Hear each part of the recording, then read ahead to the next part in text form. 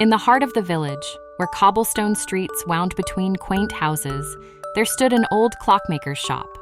The clockmaker, Mr. Tick-Tock, was known for creating the most beautiful and intricate clocks anyone had ever seen.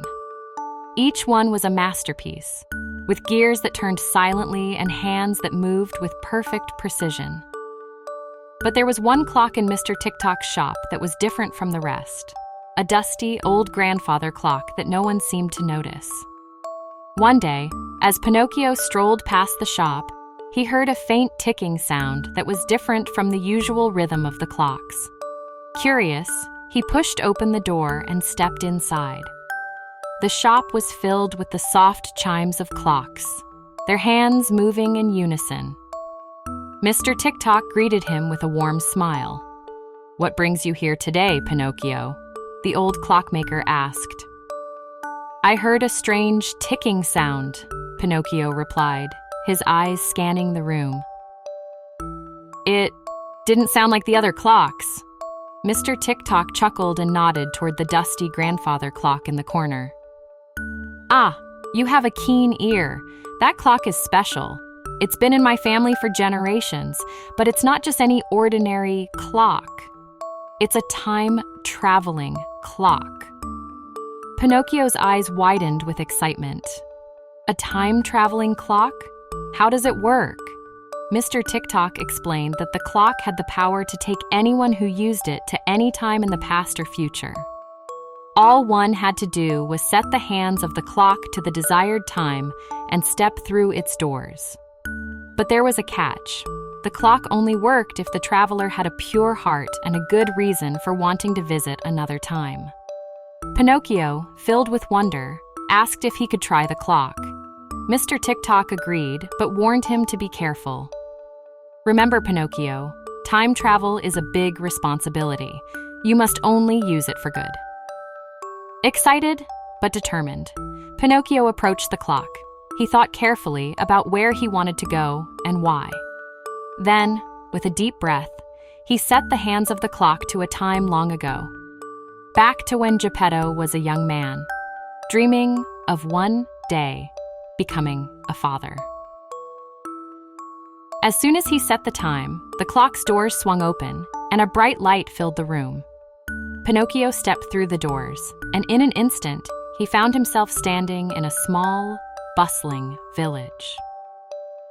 The houses looked newer, the streets were busy with people, and in the distance, he spotted a familiar figure, Geppetto, much younger, working on a wooden toy in his workshop.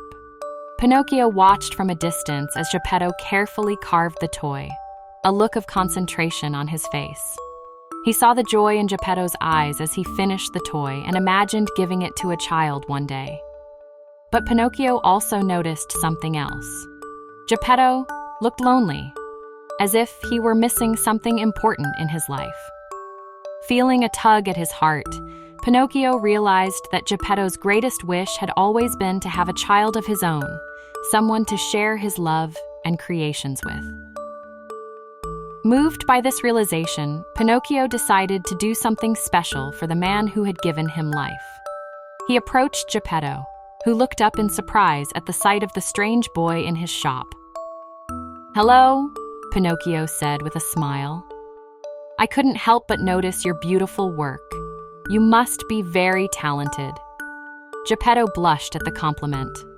"Thank you, young man. I love creating toys, but sometimes I wish I had someone to share them with." Pinocchio, knowing he couldn't reveal his true identity, offered a kind word instead. "Don't worry, Geppetto. One day, your wish will come true in a way you can't even imagine." With those words, Pinocchio turned and walked away, leaving Geppetto to wonder about the mysterious boy. As Pinocchio made his way back to the clock, he felt a sense of peace, knowing that he had seen a glimpse of the man Geppetto had once been and understood the depth of his love. When he returned to the present, Mr. Tick-Tock was waiting with a smile. "How was your journey, Pinocchio?" "It was wonderful," Pinocchio replied, his heart full. "I learned something very important." From that day on, Pinocchio cherished his time with Geppetto even more, understanding the love and longing that had brought them together.